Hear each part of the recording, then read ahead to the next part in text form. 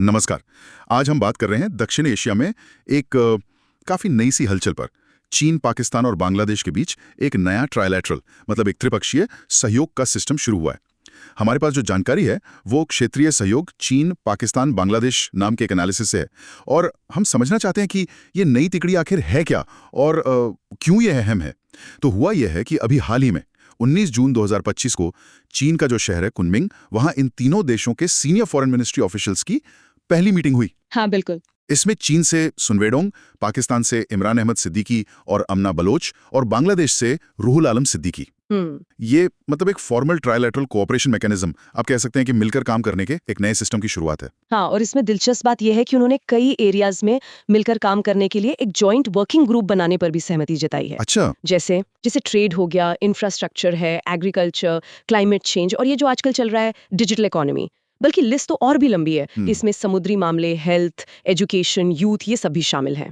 काफी सारे एरियाज हैं। हाँ, तो ये अपने आप में एक सवाल है कि इन्हीं एरियाज पर फोकस क्यों? क्या ये सिर्फ इकोनॉमी की बात है या कुछ और भी है इसके पीछे? और देखिए, इस कॉपरेशन के लिए कुछ सिद्धांत भी बताए गए हैं। जैसे अच्छे पड़ोसी संबंध, बराबरी, आपसी विश्वास, खुलापन, सबको साथ लेके चलना, मतलब इंक्लूसिविटी, साझा विकास और विन विन कॉपरेशन। और एक बात पर जोर दिया गया है कि ये पहल किसी तीसरे पक्ष के खिलाफ नहीं है। ये लाइन तो अक्सर सुनने को मिलती है। बिल्कुल, और डिप्लोमेसी में ऐसी बातों के मायने अक्सर काफी गहरे होते हैं। सही बात है। और यहीं से मामला थोड़ा और पेचीदा हो जाता है। सवाल ये उठता है कि क्या ये दक्षिण एशिया में एक नए रीजनल ब्लॉक की तरफ इशारा है? खासकर तब जब सार्क मतलब हमारा south Asian association for regional cooperation, वो तो 2014 से ही एक तरह से बिल्कुल ठप पड़ा है। बिल्कुल। तो क्या चीन और पाकिस्तान इसे सार्क के एक ऑल्टरनेटिव की तरह देख रहे हैं? हाँ, ये बिल्कुल मुमकिन है। और ये चीन की जो एक बड़ी स्ट्रैटेजी है ना दक्षिण एशिया में अपना दबदबा बढ़ाने की। हाँ, BRI वगैरह के जरिए। बिल्कुल, बेल्ट एंड रोड इनिशिएटिव और दूसरे डिप्लोमेटिक मंचों के जरिए। तो ये नया ट्राइलैटरल फोरम उसी बड़ी पिक्चर में फिट होता दिखता है।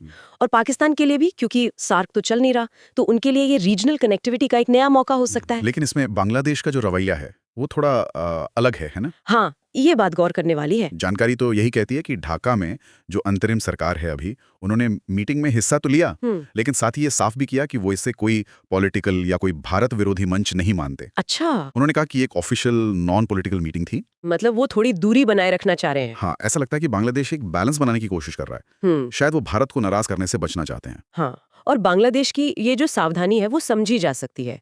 हो सकता है उनकी जो अंदरूनी राजनीतिक स्थिति है अभी, हाँ, अंतरिम सरकार है, हाँ, या फिर अपनी फॉरेन पॉलिसी में वो एक बैलेंस रखना चाहते हो। वो शायद किसी एक पावर ब्लॉक के साथ पूरी तरह से जुड़ने से बच रहे हो। और भारत इसे कैसे देख रहा होगा? मतलब नई दिल्ली के लिए तो हाँ, ये बड़ा सवाल है। उनके लिए तो ये शायद चीन का जो डिप्लोमेटिक असर बढ़ रहा है, जिसे कुछ लोग कूटनीतिक घेराव भी कहते हैं, ये उसको और मजबूत करने वाला कदम लग सकता है।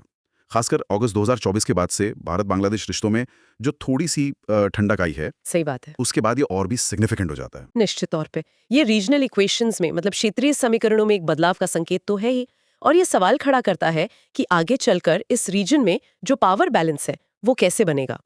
क्या ये कॉपरेशन सिर्फ इकोनॉमी तक ही रहेगा या फिर इसके जियोपॉलिटिकल असर ज्यादा हावी हो जाएंगे? तो कुल मिला के अगर देखें तो एक नया त्रिपक्षीय ग्रुप बन रहा है जिसके सामने रखे गए लक्ष्य तो आर्थिक और विकास के हैं। हाँ, घोषित तौर पर तो यही है, लेकिन इसके साथ रीजनल पॉलिटिक्स और जियोपॉलिटिक्स की कई परतें जुड़ी हुई हैं। काफी कॉम्प्लेक्स मामला है। बिल्कुल। और आखिर में एक सवाल सोचने के लिए ये रह जाता है कि जिस तरह अलग अलग देशों के अपने अपने इंटरेस्ट हैं, रीजनल सेंसिटिविटीज हैं, खासकर जैसे हमने बात की बांग्लादेश की सावधानी है, भारत की चिंताएं हो सकती हैं, तो इन सब को देखते हुए ये जो घोषित सिद्धांत है कि ये पहल किसी तीसरे पक्ष के खिलाफ नहीं है, ये असलियत में कितना टिक पाएगा, ये देखना वाकई दिलचस्प होगा आगे चल।